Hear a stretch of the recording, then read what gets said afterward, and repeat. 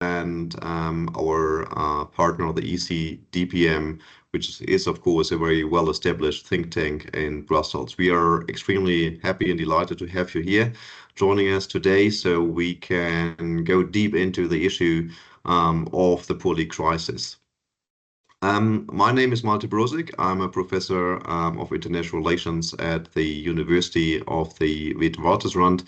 I'm a co-leader of the working package on policy together, working with Faith Mabera, also from the University of the Witwatersrand, and our colleagues in Brussels from the Free University Brussels, the French-speaking one. So I'd like to mention Dan Schreiber, who was also essential in setting this event up here, as well as Anne Weyembergh, who is not only important for leading the overall project, but is also co-author of one of the papers that we are going through today.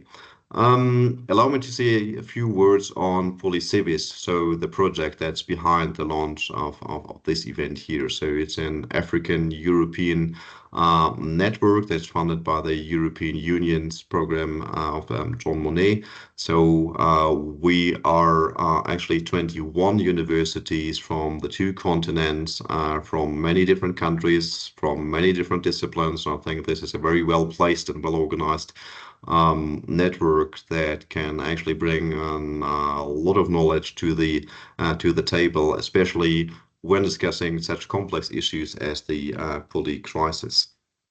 Crucial part of our work is also not just to produce academic research and talk about it, but also translating knowledge into actionable policy. This is the reason why we set up this meeting here. And there are a number of events that will follow up, so hopefully you will be joining us also on future events. Here, of course, we have to mention our partner. So we're doing this together with the ECDPM, and this, of course, is a very well-known institution, a think tank based in Brussels that has enormous expertise also on Afro-European relations, on Afro-European relationships. We're extremely happy having them here facilitating this event as well.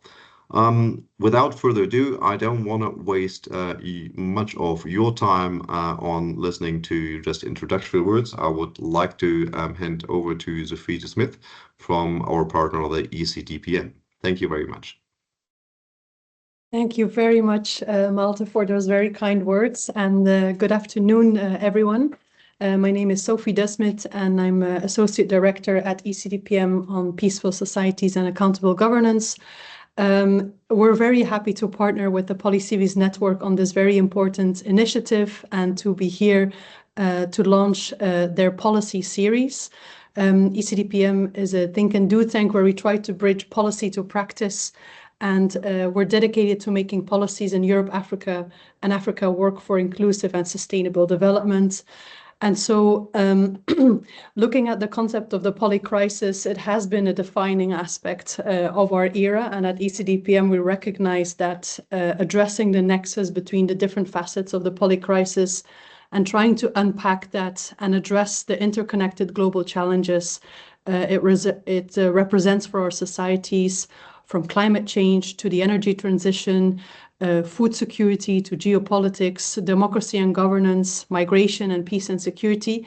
This is also central to our mission. And so in this sense, the topics and the themes addressed in the policy briefs that are being launched today closely align with the areas of work that ECDPM also focuses on, which is also why we believe partnering with this important initiative, or with this initiative, is important.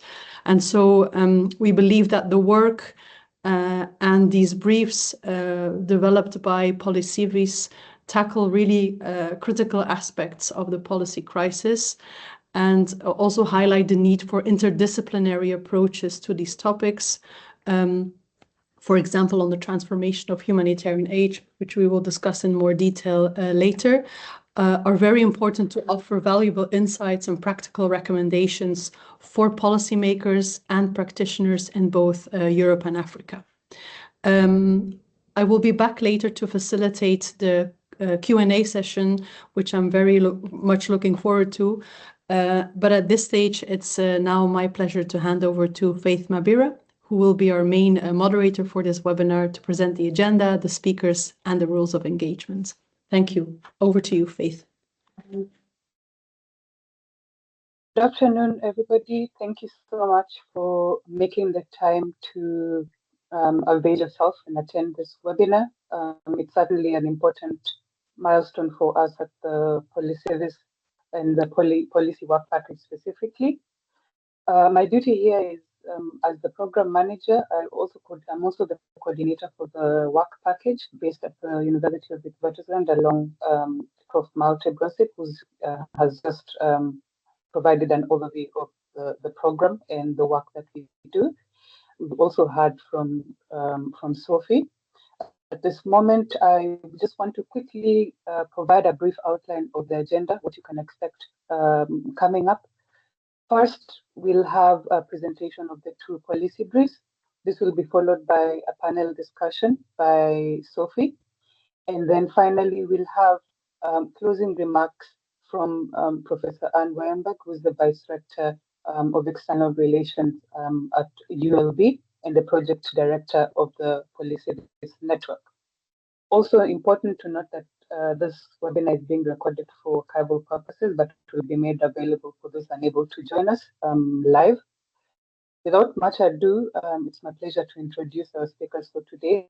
First up, we'll have Dan Schreiber, who is the PolyCIVIS Scientific Coordinator at ULB. He'll be speaking on the foundational brief, which essentially highlights the concept of Polysolutions in addressing the poly crisis. The second brief we'll hear from is on the humanitarian aid and the poly crisis. It will be presented by Evika, Karamagioli, and Chrysafo Arvaniti. Evika is also a scientific associate of the MSc Global Health at the Kapodistrian University of Athens. Thank you all for joining, and I think let's turn to our first presentation. I'll hand over to you, Dan, please.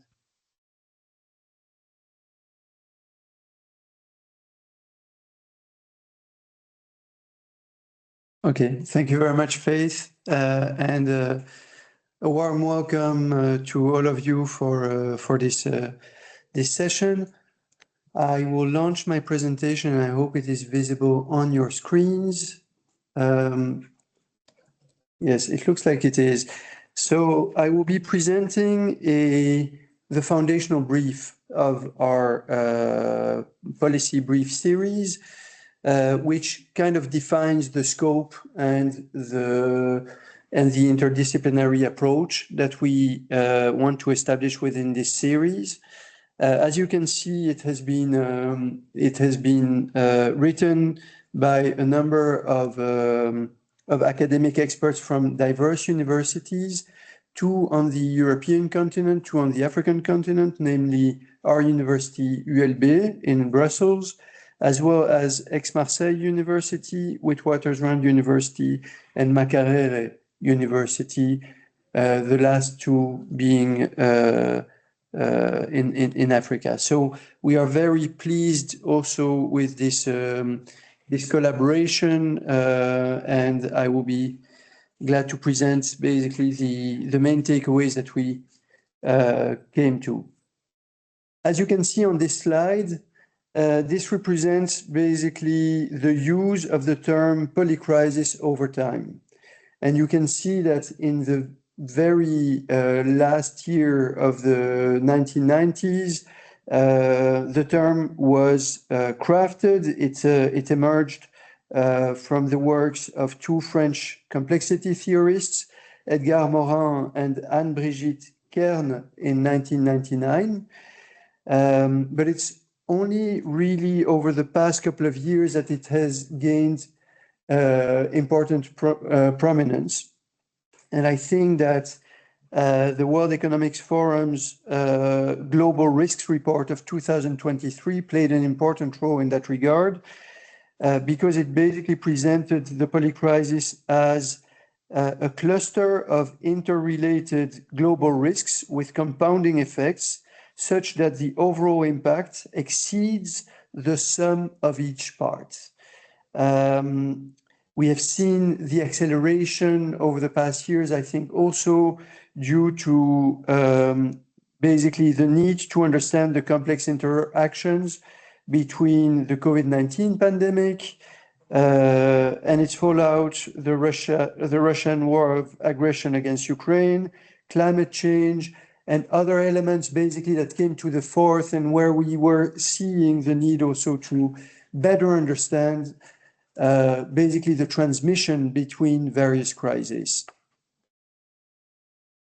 This leads me to the question of what then is the polycrisis, and in this regard, an important foundational work also by Malte, Brosig, helped define it as characterized by transboundary effects, multiple causality, and complex system dynamics. What do we mean by that? Well, transboundary effects are the fact that crises often stem from a convergence of factors and that they have a cascading impact across domain. Think, for example, of the Syrian civil war. Recent work has retraced basically the role of climate change leading to food insecurity, to the social unrest that created the fertile ground for both the Syrian civil war and the Arab Spring. We are seeing in that regard that basically what started off as a phenomenon like climate change ends up having dramatic effects also in terms of conflict and stability.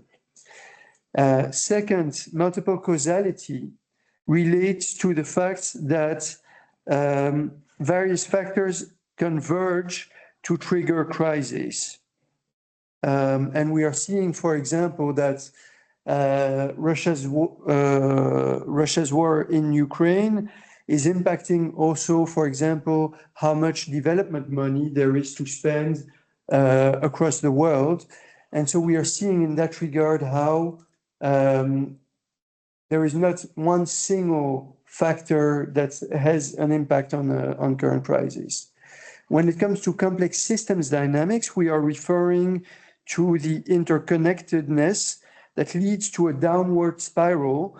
For example, with the financial crisis of the late 2000s leading to a sovereign debt crisis, and as a consequence of that, social unrest and political unrest, etc., etc. So those different elements are key characteristics of what we define as the polycrisis. At the same time, the foundational brief also highlights the need to apply this type of definitions with care. First, there's a need to understand that the intention here is to enable action and not to fall into fatalism. In fact, we are very much aware of the fact that a crisis stems not just from a triggering factor, but also from the lack of capacity to address it. So the coping mechanisms and coping capacities are an important dimension. And this is also an area where we have leverage to act.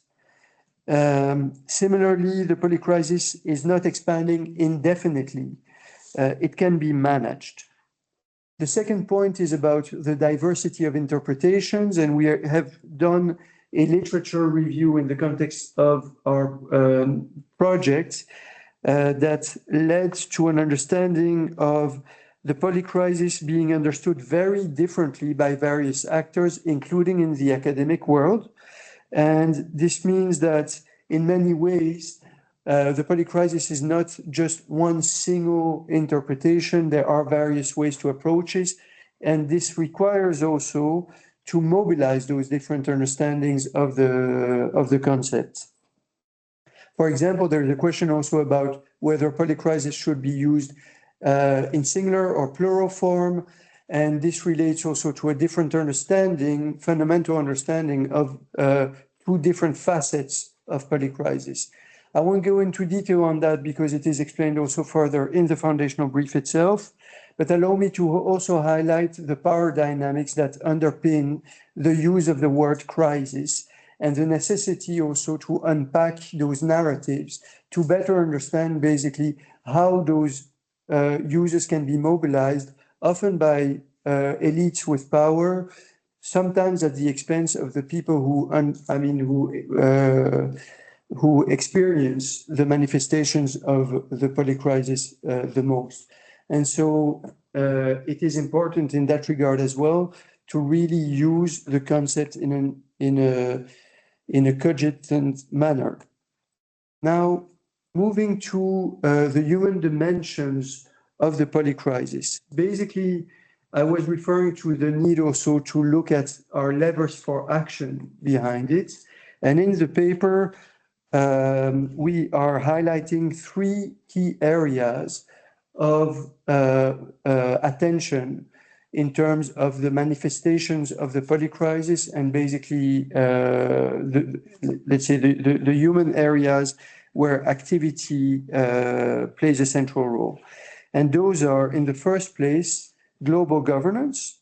And we are seeing that basically polycrisis is challenging global governance, and vice versa, that the weakness of multilateralism at the moment is also playing a role in our incapacity sometimes to exert influence over the manifestations of the polycrisis.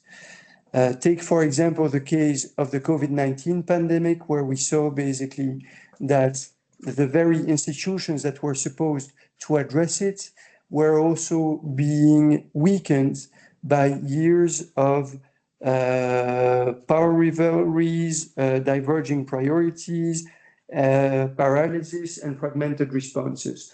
So our paper argues for a rethinking of international cooperation in that regard. Second, with regards to resilient economic models, what we are seeing is that the polycrisis also exposes vulnerabilities in the current systems, and that there is a need in that regard to ensure that the economic models that basically are mobilized are adapted also to our changing world. For example, we are seeing that financial markets, interconnectedness, and the rapid responses to triggers can amplify small events into global crises, particularly when coupled with inadequate regulation and risk management. And this points also to the need also to ensure that economic regulations and government policies are adapted to prioritizing resilience, interconnected risk management, and long-term sustainability. Finally, improving public trust in institutions is key. We've seen with the COVID pandemic, for example, how declining trust in institutions can fuel support for extreme political views, public discontent, and even violent conflicts. How it also showed links between skepticism about government action and disengagement from democratic processes. And last but not least, how it undermined the legitimacy of public institutions in managing the COVID-19 pandemic. This is just an example, but it shows basically the need for prioritizing transparency, accountability, and effective communication in addressing the polycrisis. Now, the paper also mobilizes the theory of punctuated equilibrium as a way to unpack the manifestation of the polycrisis.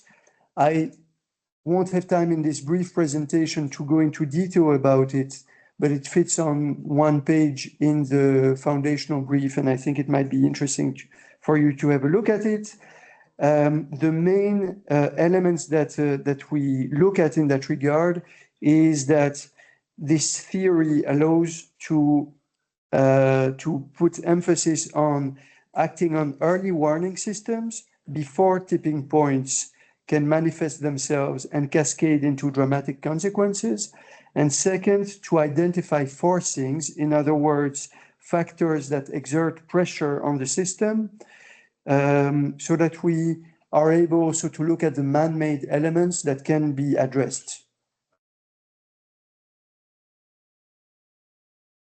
The foundational brief also looks at a paradox of the ongoing response to polycrisis phenomena.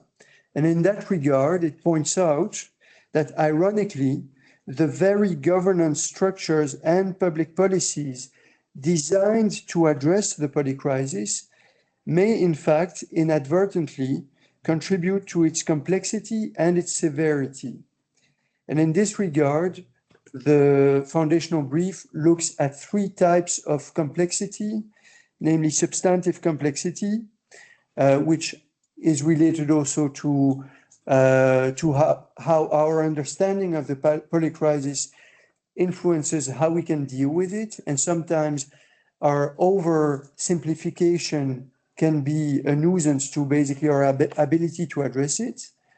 Second, the strategic complexity element, which refers to the fact that traditional governance models, which were designed for hierarchy, struggle to effectively harness the contribution of non-state actors.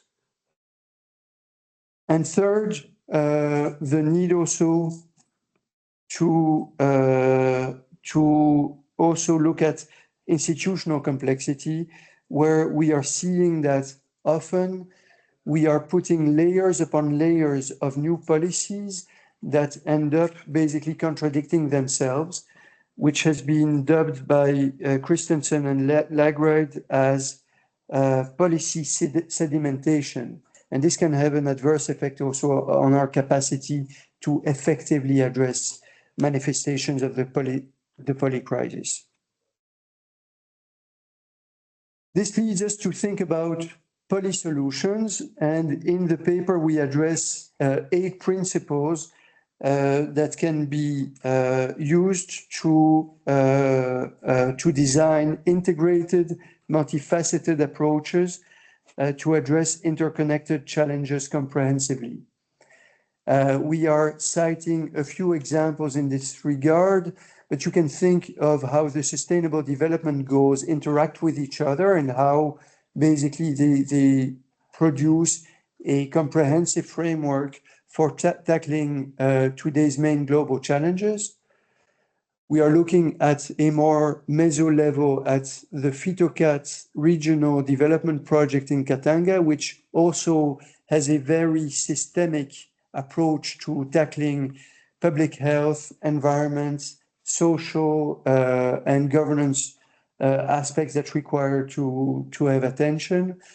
And similarly, the OECD principles on water governance, which are an example also of a very holistic approach that tackles the multidimensional aspects of water management, taking into account areas as diverse as, let's say, the technical characteristics of water management, but also the peace and security dimension that can flow from, scarce water resources in certain contexts. So those are various elements that are tackled under the NOMER Polysolutions, which we propose as a way to addressing the polycrisis. With this, I will stop and thank you very much.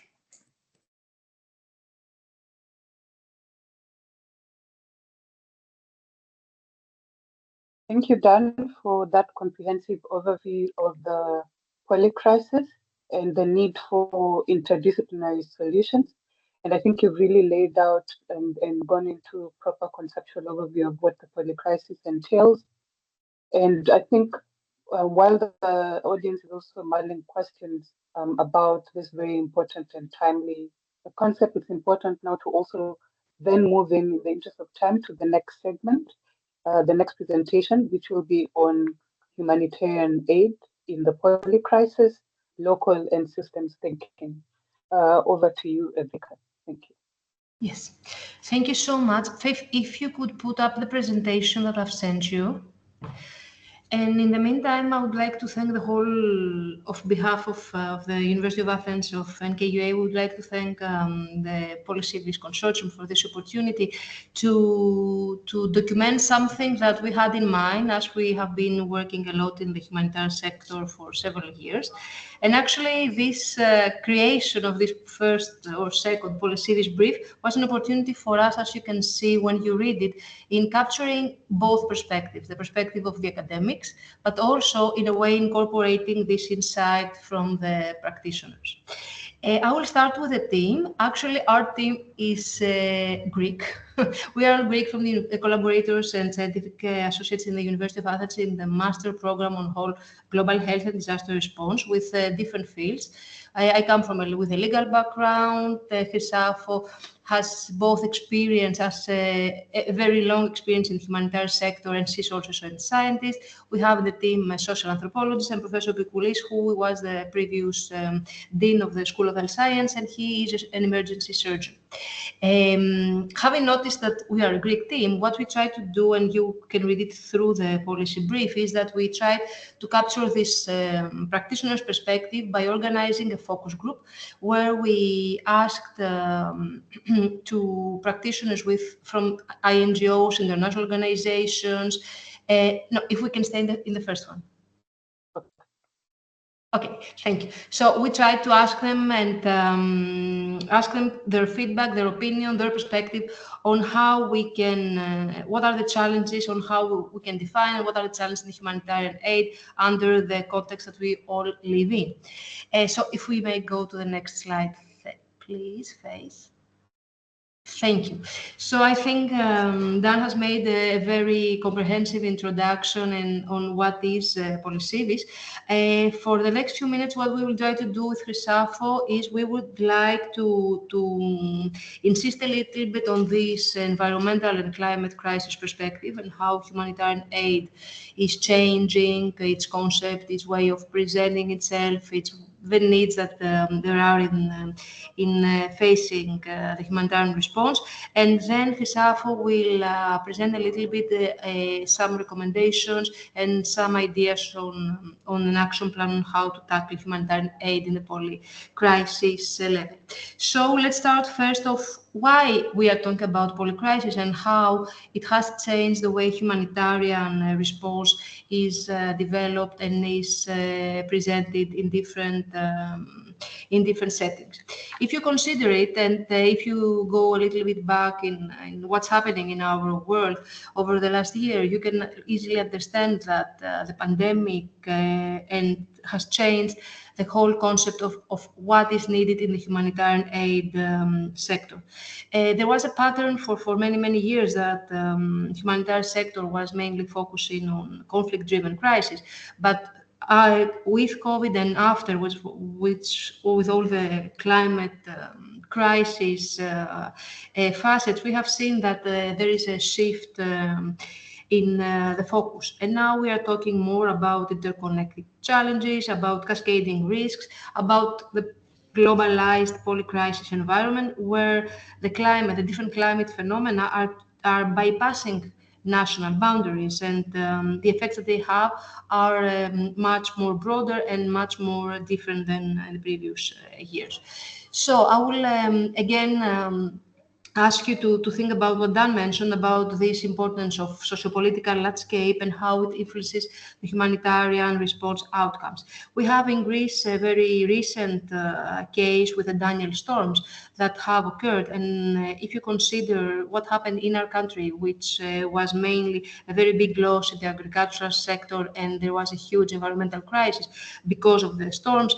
And if you consider that the same phenomenon in Libya has caused, 1 week after it occurred in Greece, has caused the loss of more than 5,000 of lives, you can easily understand that the sociopolitical perspective, the country, the area of the world that we have been offering or we are designing humanitarian aid, it's influenced, are is influenced by the whole perspective of things.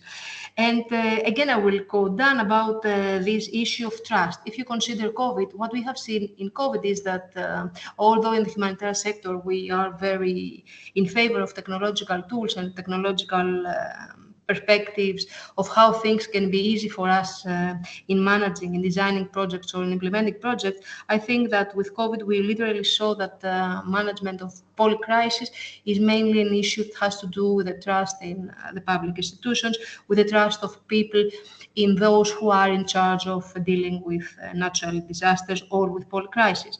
So there is an interesting issue that needs to be further explored. At the end, we all know that nature is nature, and as we say, you cannot go against the nature. That's why we have seen, and it's also well documented in our policy brief, that at the end, what you need to do, or what is the, let's say, a best practice when you're working and you are trying to achieve resilience of communities, is to work in a localized perspective. And these localizations in the sense of preparedness is also linked to the system thinking approach when we try to design and implement projects. So the whole point of our paper it's in the sense how to be able to bring local collective intelligence as a local resilience mechanism. And that's my first point. The second point has to do with these type of terms: polycrisis, polysolutions, polychallenges, permacrisis. If you see the wording is changing, and we try to capture something which is more holistic. And this is also an interesting point that we keep to have in our minds when we are talking about this pressure that the humanitarian mechanism, the organizations, the whole humanitarian aid system is facing. And if I ask somebody, they would say that, okay, but pressure is in the heart of the humanitarian aid because it's about the emergency, it's about chaotic situations. But why pressure is different now? So think about this pressure in a different way, because pressure has to do with different challenges, with different needs that occur at the same time, and request this polysolution perspective of things.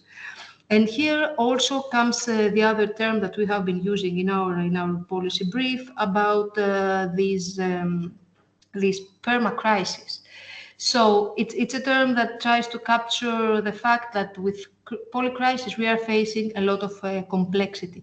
And when we are facing complexity, and Dan mentioned it in this paradox of polycrisis, we need to find ways to simplify things, because if we are not able to simplify things, be adaptable and flexible, then we won't be ever able to resolve the situations.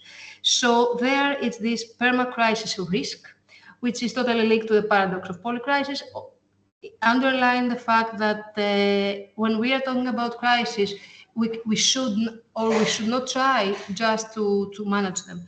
The idea is to be able to find resolve mechanisms. And of course, resolve mechanisms when we are talking about the natural phenomena, when we are talking about pandemics, when we are talking about ongoing conflicts, it cannot literally happen. But the idea is to be able to identify mechanisms that support the communities to try to be resilient. And here is these types of risk that we have been exploring in our policy brief that have to do with what the humanitarian organizations are facing, which is the need for adjustment of services, the need of adjustment of lack of resources. And please keep in mind that the lack of resources is not only the lack of resources in the sense of financial resources. We have seen what happened during the pandemic with the lack of the personnel and everything.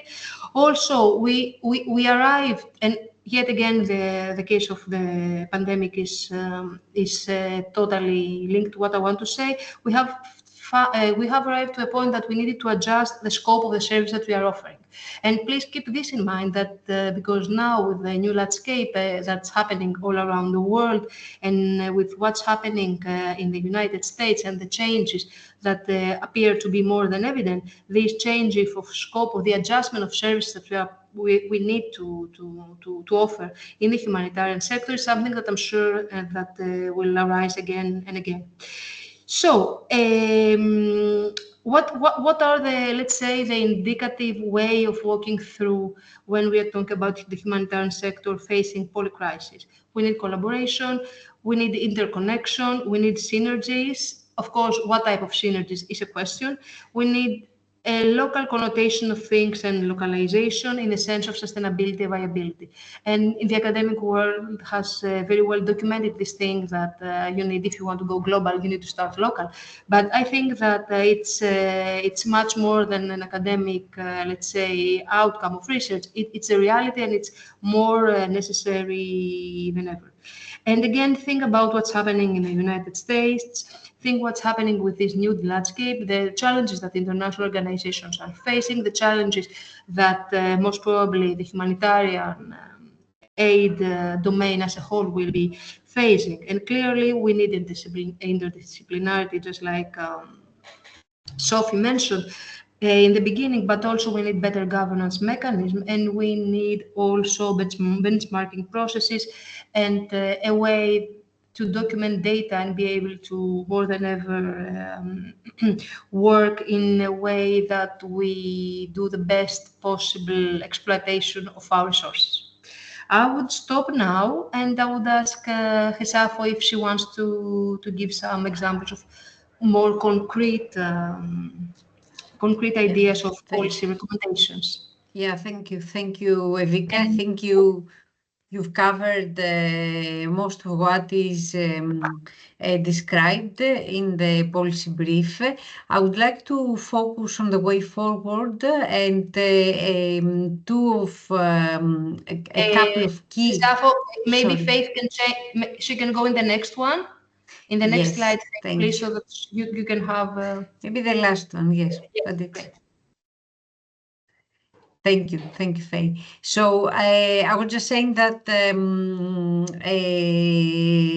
as we worked in this policy, in the development of this policy brief, it seems that a whole rethinking of the humanitarian space and the humanitarian aid and how it is delivered is required to happen.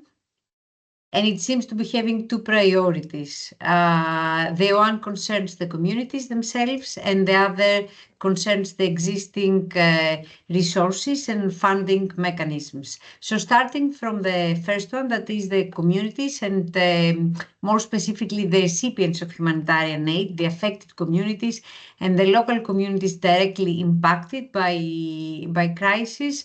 What is evident is that they have a key and a very critical role to play because they are the ones that understand the complexity of the crisis that is affecting them.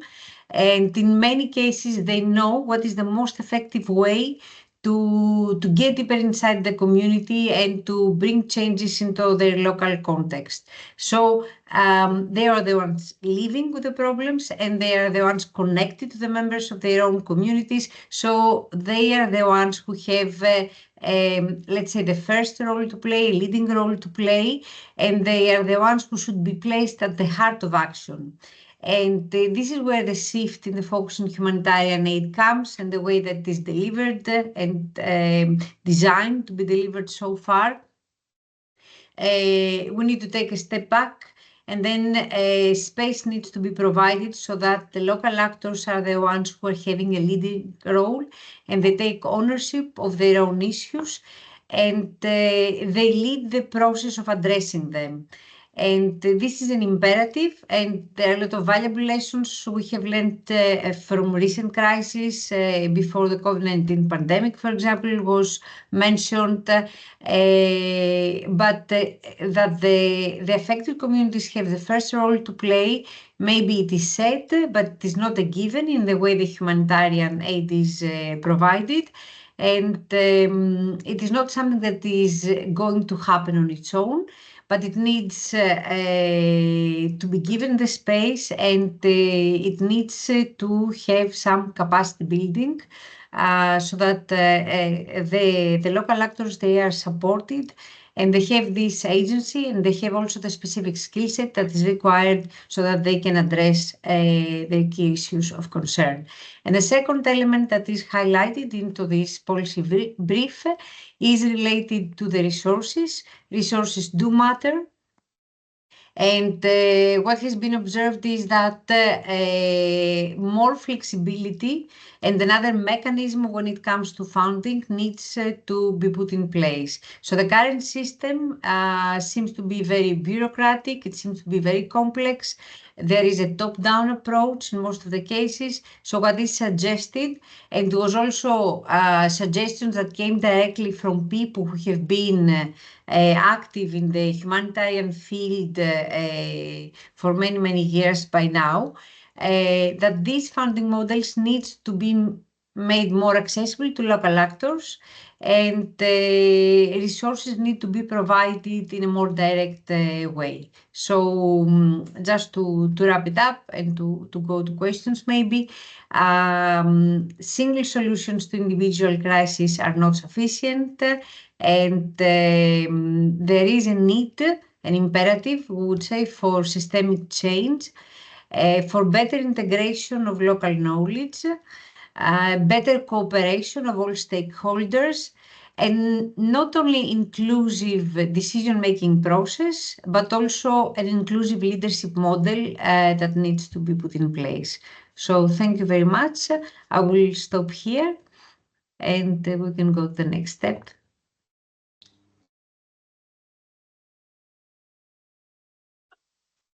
Thank you, Evika, Chrysafo, for that illuminating discussion on the global humanitarian landscape. And I'm sure that the points that you've raised are certainly very topical at this juncture in time. Like you say, there's such a drastic change across the humanitarian global landscape, not only in the case or in the context of shifting and evolving geopolitical context, but also it has very interesting policy lessons at the interface between domestic policy and foreign policy in an era where we're seeing a shift towards transactionalism and more insular approaches by a number of countries. I'd now like to hand over to Sophie, who will facilitate a discussion with our speakers and then also give the audience an opportunity to engage in fielding some of the questions. Over to you, Sophie. Thank you. Thanks a lot, Faith, and also thanks to Dan, Chrysafo, and Evika for your presentations. Incredibly fascinating.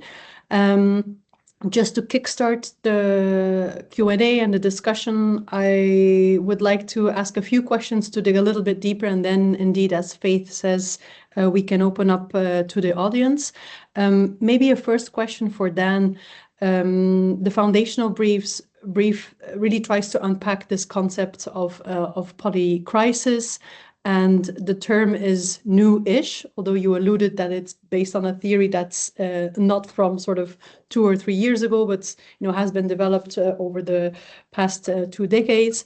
But we also know from history that we have faced interconnected global crises as humanity before. We can think about sort of in a very historical perspective also the Black Plague alongside societal upheaval, or the cascading effects of even European colonialism with disease, exploitation, and governance crises. In your view, how do you see today's polycrisis as fundamentally different from those historical precedents, and what are the key distinguishing factors? And then a second question, perhaps, in your analysis, are we really facing one big singular interconnected polycrisis, or is it just the convergence of different polycrises at the same time? I'm also inviting Malte and Anna as well for complementary perspectives if they want to come in. But those would be 2 questions for you first, Dan. Thank you very much, Sophie, and thanks for the question. Indeed, first I should say that clearly our project in general aims to approach the polycrisis through the long view and to go beyond the crisis of the day. So clearly there is an objective with regards to our general approach, to understand basically also the polycrisis through the lens of history. And in fact, as you're pointing out, there are historical antecedents to this crisis. So you named a few, but one can also simply think of 2 world wars, and I mean various manifestations, the Spanish flu, etc. So there are many different events that could be cited having had a transboundary impact, a systemic dimension, etc. So all of that is not necessarily new.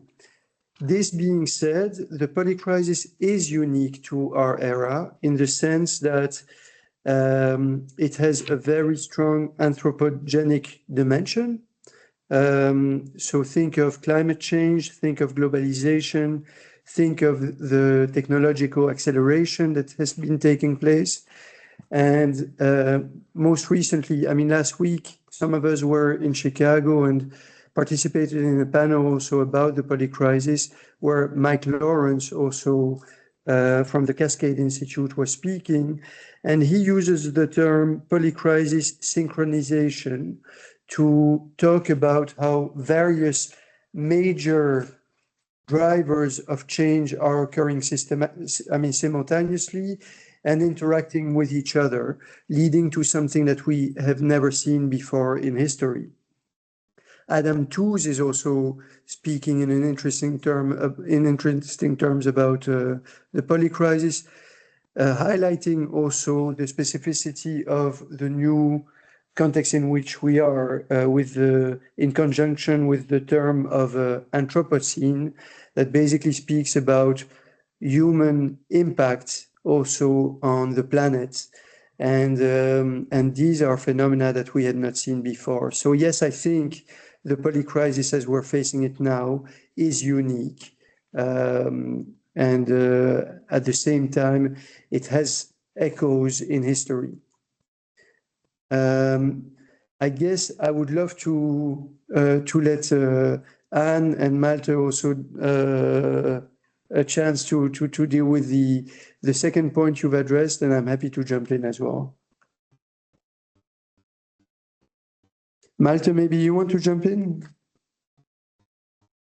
about the nature of the... Yeah. As usual, I mean, as a good academic, I have more questions than answers to the problem, but this can help us along the way. I mean, the term Polysolutions is somehow catchy, and the term polycrisis is catchy too. But now at the very beginning, the basic question really is about understanding what the polycrisis is and which form it actually appears, and then thinking about, what does Polysolutions actually mean in more specific context. And I think this is what foundational briefs can do, and maybe we can reflect upon that a little bit. I understand the polycrisis in which we are right now as, the crisis that we speak about. When we speak about the financial crisis, we can speak about Ukraine as a crisis of multilateralism. They still have like individual causes, right? So they are not necessarily connected from the very beginning. But the high frequency of crises, and we can also speak about, world hunger and COVID-19 and so on, right? The list is very long. But these crises, I think, get interconnected a little bit later on. So we actually have a situation, I think, where we have to operate at 2 levels. One is still at the individual crisis level somehow, right? Because I think like the invasion of Ukraine, that was an individual decision by someone and not a system somehow. So individual agency still counts. While at the same time, the ripple effects of Ukraine are enormous, right? So when it comes to poverty elevation in Africa and food security, right? So it has enormous consequences across many, many different fields. And I think this is where the crux is, that we really make an effort in trying to see how our crises causally interlinked. And I'm afraid there is not just a single mechanism for understanding that. And I think therefore, and Dan, you picked it up in your presentation, It's, kind of multiple causality here, so different kinds of causality. So we can speak about the cascade, which is an extremely strong form of causal relationship. But, on the other hand, an issue like climate change is also a slow-moving crisis, right? That doesn't have necessarily the immediate event character, unless, Hollywood burns down or something like this, which does happen actually. So this is I'm trying to problematize a little bit. I think we come closer to it, but the danger is that we are using more lofty buzzwords here, and definitely in our series we need to translate this into something rather tangible. But it's, on the other hand, it's also so obvious that this crisis density is causing tremendous problems here. And I'll leave it here. So it's like kind of questions, comments. I don't expect like final answers to it, but we are on the way. Thanks, Malte. If Yeah, I please may go ahead. add just one of the questions we had, but we still have, is to know whether we should speak of polycrisis singular as a concept or polycrisis plural. Each of the polycrisis having, well, its own specificities. And we discussed also, of course, a lot also about the definition of crisis itself. Thanks. And that, yeah, it presents a huge challenge for policymakers as well, who have to develop responses to this and where to start. And maybe also, there's what Malte said about you can start with Ukraine and then try to see at least, make an attempt to connect different sectors in a way that would give the best results. But it seems very, very complicated, both in sort of long term, but also different geographies to connect it all. So I think, this confirms again that trying to unpack what it means both in terms of concept, but also in terms of solutions, is incredibly important to do as we see these polycrises sort of growing, but also multiplying in number and speed. I also had a question for Evika and Chrysafo. Your policy brief addresses, the transformation of humanitarian aid within this polycrisis. Of course, since it was drafted, we've seen some dramatic geopolitical shifts that have serious implications on the future of aid. I'm of course talking about some of the decisions of the second Trump administration to unravel basically US aid. There is of course existing sort of search within the humanitarian sector to do better, to have lessons learned, etc. But I think this is of a different scale and much more ideologically informed than maybe before. I wanted to ask, how do you assess these developments and what do they mean for the future trajectory of humanitarian assistance? Maybe and specifically as well, taking into account sort of, what it means for Europe and Africa in particular. Would be very happy to hear your thoughts on that. Evika, go first. Yes, okay. First of all, I would like to make just one small comment regarding the previous question about finally what is polycrisis or how to define it. And I would like to ask you to think a little bit the cycle of disaster, which are the different stages, depending on how you start from prevention of an environmental risk until response and mitigation, and think about this polycrisis element, which is the duration in time. And what we have been seeing is that polycrisis, either if we define it as a polycrisis or polycrisis, in the sense of plural, it changes depending on the period of time. And that was very evident during COVID. And during COVID, the stability and the flexibility of the response throughout the world was different because we had something which we didn't knew so far, and it was changing. So think about that in other settings, just like the response that's happening now with let's say, the different war situation or conflicts, and think about other crises that actually don't appear. We never speak about what's happening in Africa with Sudan. And it's not anymore in the agenda. So keep in mind that we have this phenomenon of different crises that are more evident or less evident depending on the population. Now, about what's happening with this new situation with the United States, I think that the key lesson or the key issue that we will be seeing a lot is this need for flexibility and adaptability in everything, because literally we don't know what will happen the next day. So in the United States right now, in the healthcare system, there is this concept of healthcare that cannot wait, which means that it's an emergency, and based on the emergency, we don't, let's say, we don't define exactly different type of risks, but we stress the emergency of the situation, and that's how it's framed. And I think that from now on, we will be hearing this concept of humanitarian aid that cannot wait. And this will be something like an umbrella of what's happening.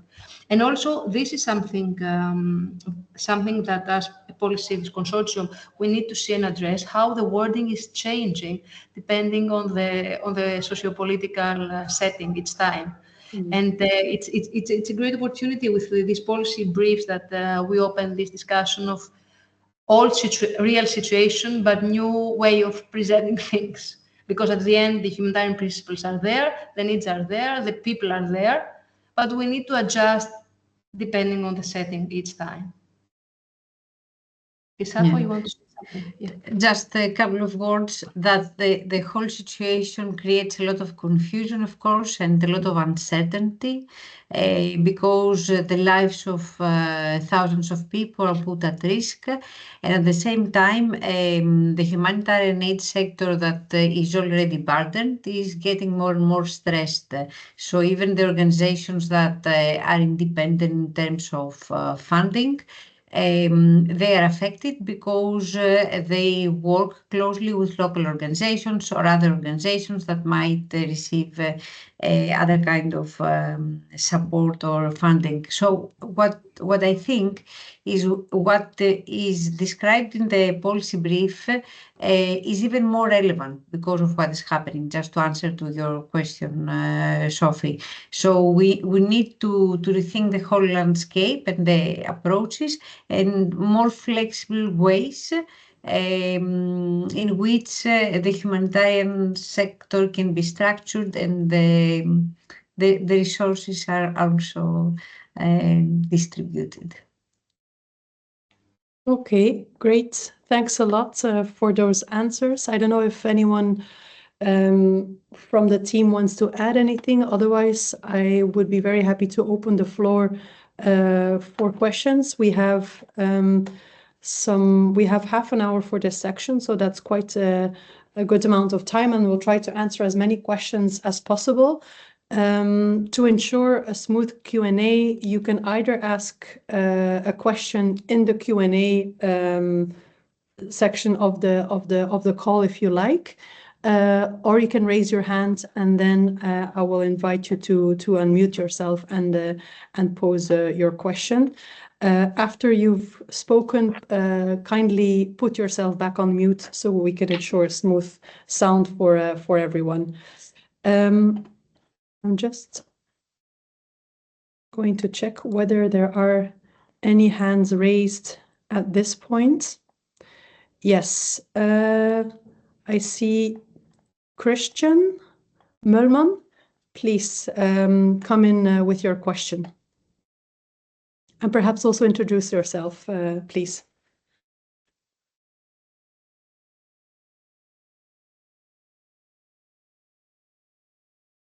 I don't know, maybe Faith, if we have to unmute participants or if they can do it themselves. I think now it works. Okay, great. Okay, great. Thank you. Thanks to all the speakers, and two questions, maybe more on the first paper. And to say this first, I'm very sympathetic to the concept of polycrisis and think it makes a lot of sense. But having a background in global political economy and growing up with what is now called the grand narratives, I wonder about alternative crisis conceptualization still.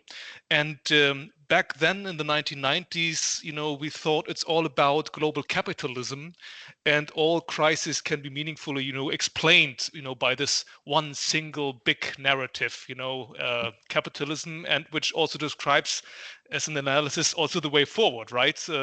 One solution, revolution, etc. But also on the other hand, in the liberal age of the golden 1990s, early 2000s, there was a concept of global governance, which promised that, if all societies become liberal, etc., and we have proper state institution in place, we manage, and there's a golden future. And now I wonder how this polycrisis concept comes in here. Is it agnostic to these grand narratives and is actually more an empirical, analytical concept? Or is there really a strong ontological claim also that we should really abandon these grand narratives and they are also inherently false? Yeah. So that's my first problem or question. The second is, what about and what do you tell authors of the first paper, persons who say, there's a single crisis which is most important, and that's the threat to humanity embodied in climate change. And, we need to focus on that. And, there needs to be a prioritization, of course, also of crises within the polycrisis, so to say. Is that false? What do you think? And what do you tell these people? Thank you. Thanks a lot for that question, Christian. I'm going to take another one that was put in the Q&A on the cuts by the US and also between brackets added and the UK to international aid, and whether these cuts and in a sense the shift to nationalistic or autocratic regimes are in and of themselves not a response to polycrisis, this being much older than the COVID outbreak. So we have those two questions for the moment, or actually Christian asked 2 questions or 3. I don't see any other hands raised for the moment, so maybe we can start with tackling those and then go to the next round. I don't know who wants to, I think Dan, there's a few for you. And then the question on US and UK aid cuts, maybe for Chrysafo and Evika. Thank you very much. Maybe a first element in response to Christian's first question. Thank you very much, Christian, for this very interesting question you put forward. I think that's why asking ourselves what is a crisis is really essential. And I'm coming back to some discussions we had in Aix-Marseille University about migratory crisis and as an element of the polycrisis. And so we were confronted with a lot of questions from the audience asking why we considered it a crisis, to have migratory flows. And so I think that we must be very careful or cautious in when examining what is the substance of the crisis, and be aware of what Christian you said about the most common narrative. I would say. But Dan, I don't know if you would like to add something. Yeah, maybe what I would add is, there is another risk behind the crisis narrative, because basically it tends to invite short-termist responses and a lack of attention to root causes. So in the way that we are looking at polycrisis, the very idea of putting this polycrisis at the center of a discussion among academics in dialogue with policymakers is actually to also emphasize the need for, a more complex understanding, and one that is also rooted in what Fernand Braudel calls la longue histoire. So really looking at patterns over time and understanding what is behind it. I do think that,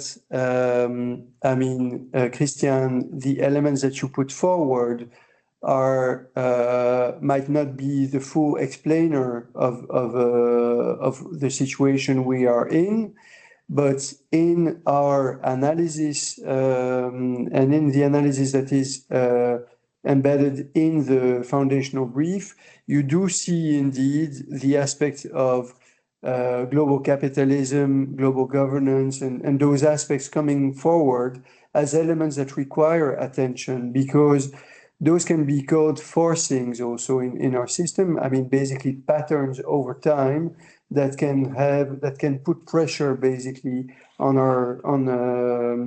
various systems, leading also to the situation we're in. So, I mean, trying to have like one single overarching narrative rooted in financial systems might not be the way forward, but understanding that capitalism does have something to do with basically a rather short-termist vision about accumulation of wealth, sometimes at the expense of global equity, sustainability, etc., are elements that have an impact also on the manifestation of the polycrisis. So that would be my answer. Thanks, Dan, for and Anne, of course. I see Malte has his hand raised. Do you want to comment on this point before we move to the? Yeah, please go ahead. If I can. Yeah, thank you very much, Christian. You're pointing the finger where it hurts, kind of, to important issues. I'll try to be brief and first talk a little bit about global governance, and then the second part would be your question on the question of hierarchy of crises here. I think when it comes to global governance, there are like two elements that cause the current crisis. So one is, and one has to be brutally honest, that the liberal paradigm to a certain extent has not fully delivered. And in my area of expertise in peace and security, we can clearly see that not all peacekeeping operations have been terribly successful. And we still have world hunger and lots of other problems here. So one has to say that that basically undercuts also the legitimacy of existing systems to a certain extent. This is an output legitimacy question. The other threat comes then from the inside, that great powers, as we've seen, claim exceptionalism, and they don't want to be part of it. And we can start with Russia. We are not accepting sovereignty as a basic principle. We can now talk about the second Trump administration. We can also talk about the Chinese and so on. So this is a double threat when it comes to crisis hierarchies. And what is the most? I mean, the crises operate at different levels somehow. I think the problem with the climate crisis somehow is that it's a rather slower moving crisis with devastating consequences, while we have fast moving crises with immediate consequences. And it's basically, if you want to solve or address the climate crisis, you also have to address the crisis of multilateralism. It's impossible to do it without, right? So you cannot pick and choose the one over the other. And we also have to address questions coming from the global south of a just global order, because if you want to have an effective global system, somehow you need to also have the buy-in from almost everyone, and you don't get that without having a justice and solidarity discussion. So those two things work together. Last point on climate crisis. I mean, in one report that shaped my thinking about the polycrisis quite a lot is the Global Tipping Point report from 2013. So this was written by around 200, 300 climatologists across the world, and they following the idea that how important are these tipping points and cascades? Because I mean, talk about polycrisis should not be a question of ideology. And sometimes, we have to avoid the too gloomy assumptions here, so that, the breakdown is inevitable, everything goes so on, nothing can be changed, But this is actually what the cascade is about. In the end, the cascade is about causal relationship, which is unstoppable and irreversible. But I think this is a dangerous message, and it's a difficult one, and it's not 100% accurate. Well, the Global Tipping Point report says exactly that, just focusing on the climate crisis. They say that quite a high number of ecological systems are at the tipping point, and they can flip over, and this will have devastating consequences. But they come to the conclusion later on that they have no evidence, or this is very unlikely. They see that one crisis system also triggers another system into a crisis, and that's the key point of the polycrisis, right? So the fact, but this doesn't make things like comfortable, right? So the issue of a single ecological system being in deep crisis, or even being flipped, is bad enough, right? It requires enormous attention and resources to deal with the consequences. But we cannot assume that automatically other systems will follow inevitably, and that is actually a good message in the end, and the rather problematic message of polycrisis. So I'll take it from there. Thanks a lot, Malte. I think that's very I'm happy that you mentioned cascading. That concept is also, I think, helps us to sort of define also the solutions to that. And I fully agree with you that it's uncomfortable, because policymakers trying to develop responses often do operate in silos, and working across sectors is really, really difficult with different instruments, with different response mechanisms. Think about the fast-paced humanitarian response that have to build in climate change adaptation, but also more sensitive, I'm talking about the HCP nexus, and that in and of itself, in the context of a polycrisis, is probably a relatively small sector, but it also offers opportunities. If you can build resilience within the trade sector or within communities, it can build the sort of resilience to climate change overall. But it's just a very, very difficult endeavor, and an uncomfortable, but an inevitable discussion to have. So thanks a lot for those points. If I can add like one sentence, yeah. I think it's crucial to distinguish between, let's say, a cascade happening within a single system, like an ecological system, financial system, or whatever. So this would be within system crisis development, versus a cascade, and that is not so likely, between different systems. Right? My argument is rather that in order for a crisis to move from one system to another, it quite requires a lot of, energy, momentum, and so on. And this is where we don't understand the causality, the causal relationships that perfectly. So we understand it much better when we talk about the financial crisis, the climate crisis, but there's no guarantee that the two are actually necessarily interconnected at system level. So I'm a bit careful with the term cascade. So I don't think it's catchy somehow, but it's not capturing like the complexity of the causal relationships perfectly. I would assume that we'll have lots of different levels of causal interlinkages here. And now I'll stop. Thank you. Yeah, thanks a lot. No, that's we could continue for quite a bit. Evika and Chrysafo, would you like to take the question that was posed in the Q&A on the cuts by US and UK, and sort of whether that in and of itself was not a response to an already existing crisis? Yes, if I may start, first of all, I really like this statement, the position of Malte about how polycrisis is not a matter of ideology, and I would rephrase it to the issue of this financial support in the humanitarian sector, in the sense that, especially in polycrisis, the financing of the humanitarian sector shouldn't be based on ideologies.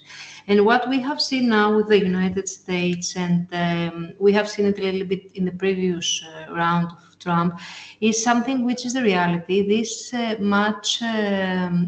important degree of dependency either of the big NGOs or the international humanitarian system on the big funders.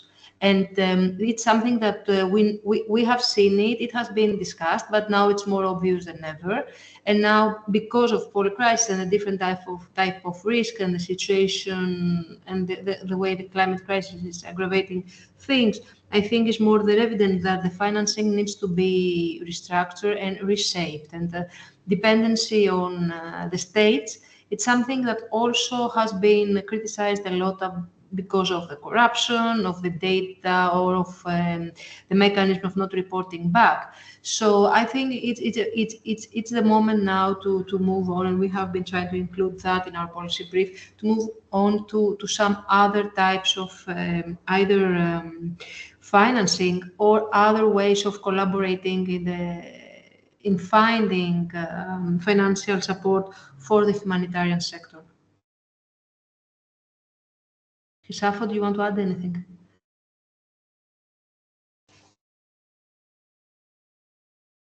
No, we cannot hear you. No, I said that I'm covered, thank you. I think independence is crucial when it comes to aid. And maybe what you described could be this innovation funding that we are referring to. So a new way of collaborations and not too much dependent on one main founder. Okay, thanks, Dan. I see you had your hand raised. Do you want to come in?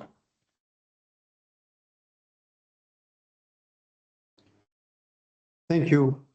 Yes, I just wanted to make one additional point regarding the question of polycrisis singular versus polycrisis plural, as it has come up a few times also in our discussion. So Sarah Hassnaoui, who's a member of our network, did a review of the existing academic literature from various disciplines when it comes to the term polycrisis. And one interesting finding from her review was the fact that in the English literature, polycrisis tends to be used singular, whereas in Italian, Spanish, French, German, it tends to be used in plural form. So these can be related to the specificities of certain languages and what comes more naturally in certain languages. But at the same time, it does put an emphasis on a very different way of looking at the concept of polycrisis, where when you use it in a singular form, it will emphasize more basically the overarching elements and basically an understanding of the polycrisis as one phenomenon. Whereas when it's used in multiple forms, you look more at the context specificity and at various manifestations across different sectors, territories, geographies.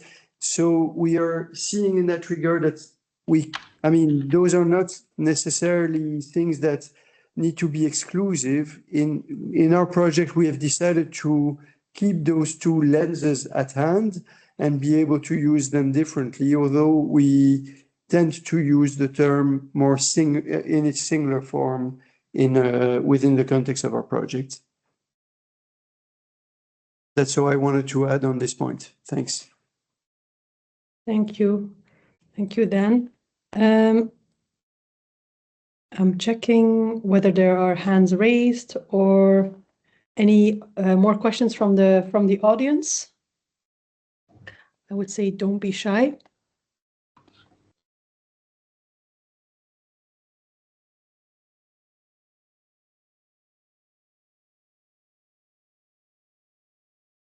Yes, please, Dan. Yeah, it's me, Dan. I have a question for Chrysafo and Evika, because you underline the needs for, I would say, greater localization of humanitarian aid. But we know that, greater localization has been on the agenda the global agenda in the field since many years. So what does explain, what are the elements that explain, according to you, this, well, ineffectiveness or inefficiency of the efforts that have been made in the field so far?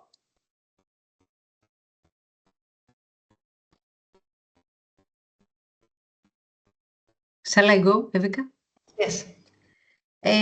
Well, I don't know if I have an answer actually to the question, because I do agree with what you just described, that it has been on the agenda for many years. It has been identified as one of the key issues that organizations need to take into consideration when it comes to be more effective in what they do and the aid that they deliver. But yet,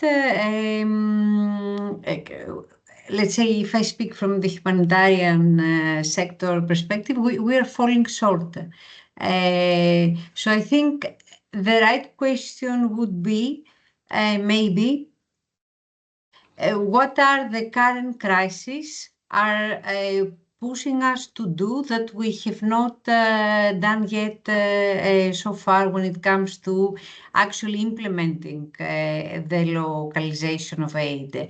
What is it that is missing so that we provide more space to the local actors so that they take agency and they take ownership of the issues that affect them? So I think this prerequisites a governance transformation within the organizations that provide aid, so that then it changes the way that it is provided, so that the aid is provided. So these are just some thoughts from my end. Evika, you want to add something to that? Following up on what Chrysafo said, because actually this is the reality, I think that the difference is made by the how. So localization has been in the agenda, but the key challenge is how you can achieve localization, because in general terms, localization could be financing a local organization, just financing, or localization should be, and that's where we insist on really designing activities and projects that have to do with the community, by the community.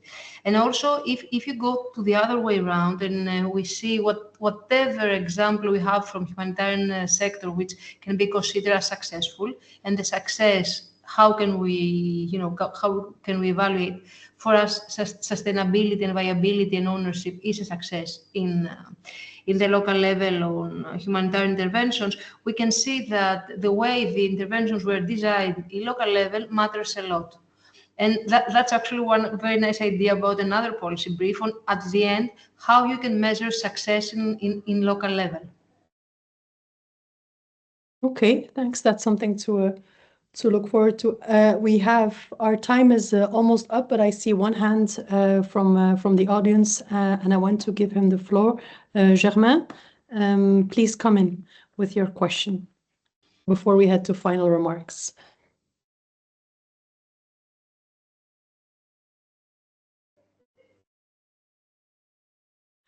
I hope he manages to turn his... We can't hear you if you're talking. If you can please unmute yourself.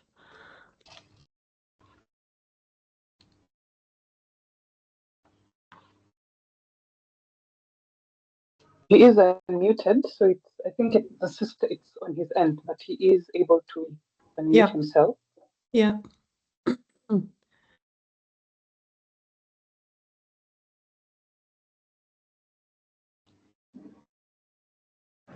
There seems to be maybe a technical issue. Germain, if you can hear us and if you still want to come in, don't hesitate. He can't activate his... If you can ask your question in the Q&A, we can also still take it up.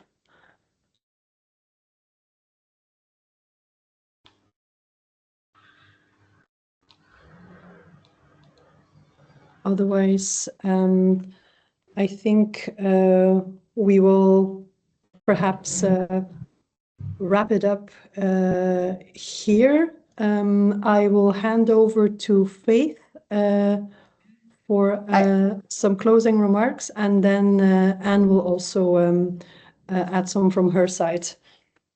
Excuse me, Sophie? Yes? Yes, I think that now the mic can be activated.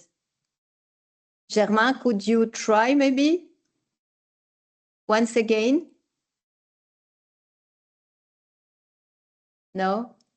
Okay. I think he's having technical issues on his end, but I did give him permission to speak. So maybe kindly ask him to type the question in the Q&A, and then we'll circle back.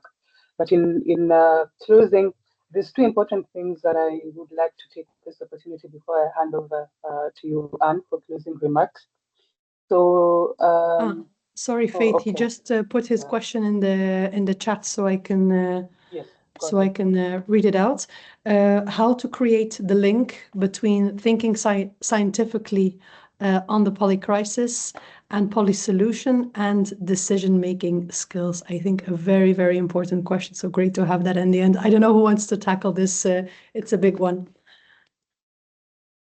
Thanks, Germain, for your question.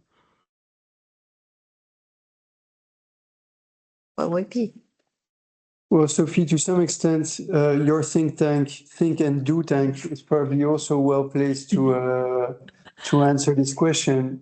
But clearly, within the context of our project, the policy work package of the PolyCIVIS project has as a core objective to activate those linkages with the policymakers community and the practitioners. And there's not one single way to do it, but among those ways, there is the need also to make scientific research and studies available in an actionable format to decision makers.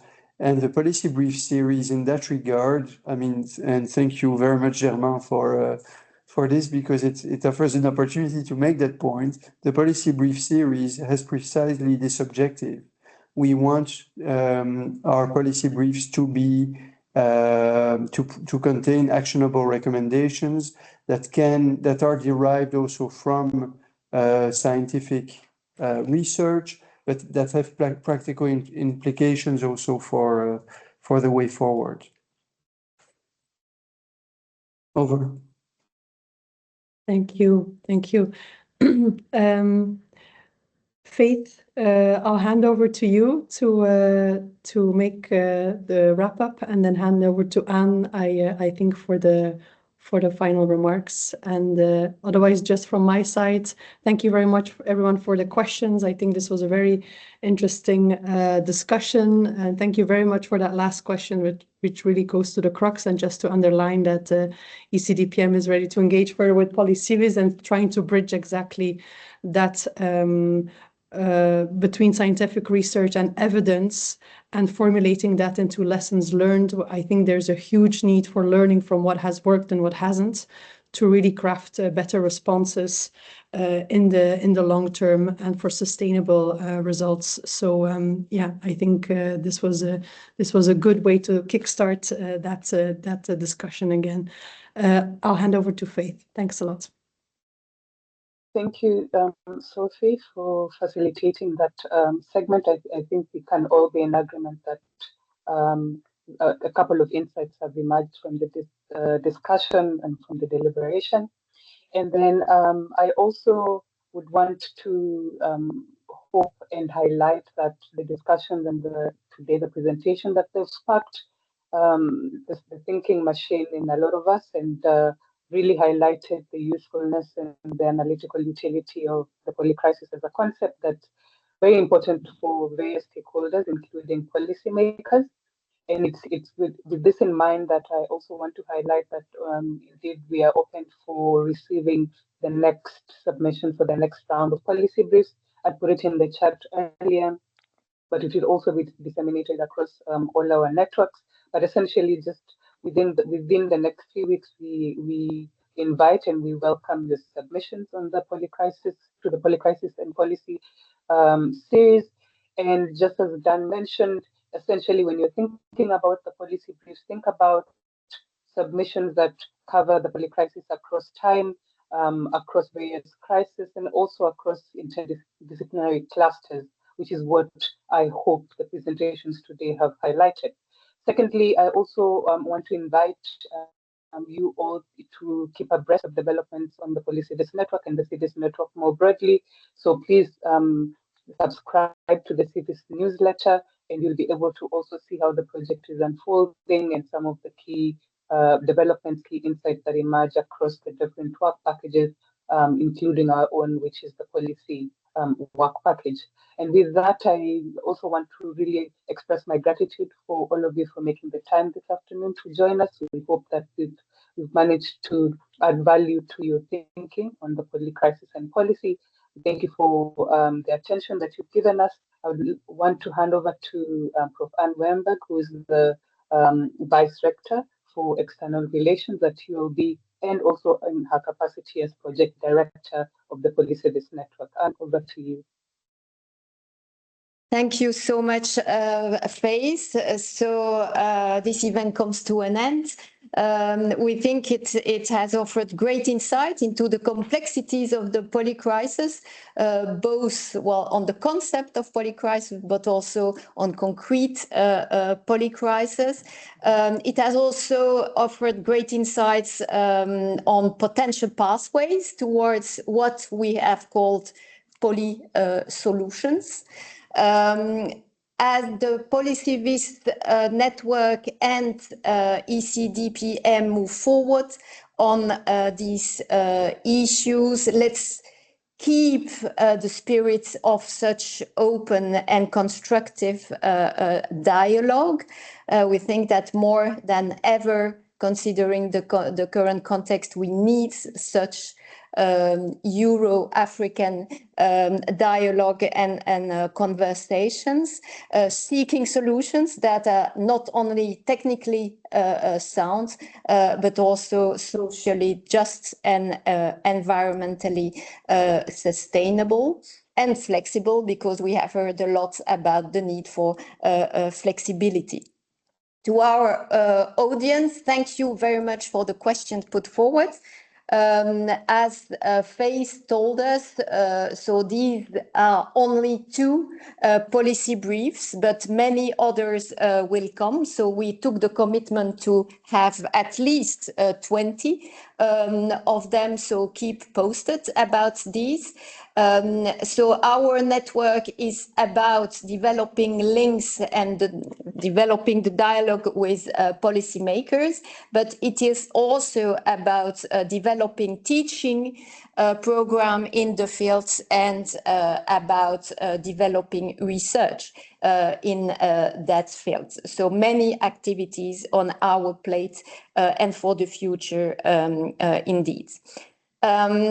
So in closing, I would like also to thank, of course, our fantastic panelists, Dan, Chrysafo, Evika, our partner. So as Dan said, the Think and Do tank ECDPM, who does fantastic job. And of course, a big thank also to Faith and Malte, our partners in this WIPI on policy within PolyCIVIS.